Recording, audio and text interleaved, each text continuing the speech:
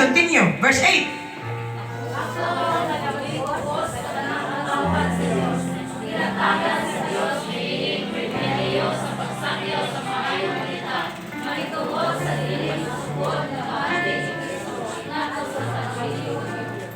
Amen. One of the time na record nga, ang bahandi ni Solomon, mas dagan siya bahandi kaysa ni King David.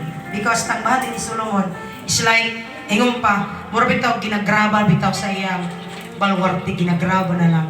Nga ingon pa dito, kulang na lang tayo ni Solomon maging gold food. Yes, ingana siya ka rich.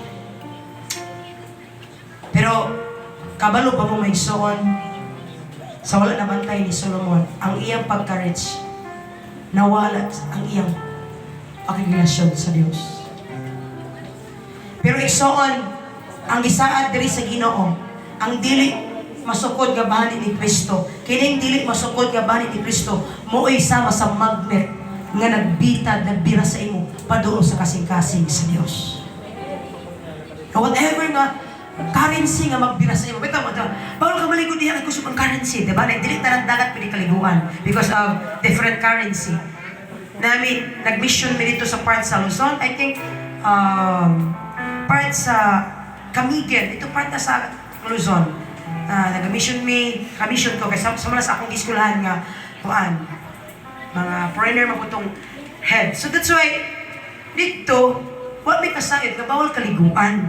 Di mo siya kayo mga giyati, mo ampak na lakad dito. So, enjoy kayo, enjoy. O may kabalo nga, bawal ito kaliguan because the currency is kusog kayo mo, hatak pababa.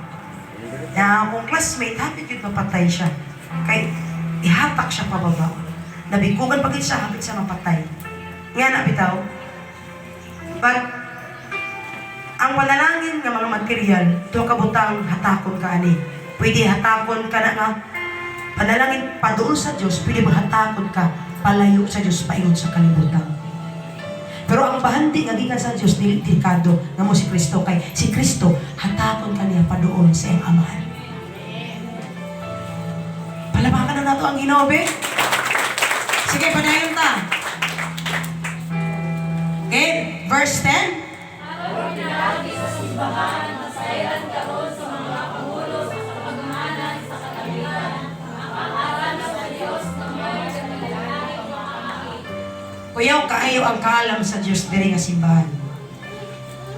Ay, wala ko nakani pa diri, but God remind me, nakani ko diri, I think mga grade 6. Nag-GDYR, magod sa una pa, di pa nag-GDYC. Pastor Christian naman ang nagdeklara GDYC. GDYR pa, Youth Rally ba? Joint District Youth Rally. Grade 6 niya, mahimod mi diri sa una, kasi Pastora Rua, kauban na mo. Istik naman to, bawal mo katawa, bawal magpantalon. Ang bisa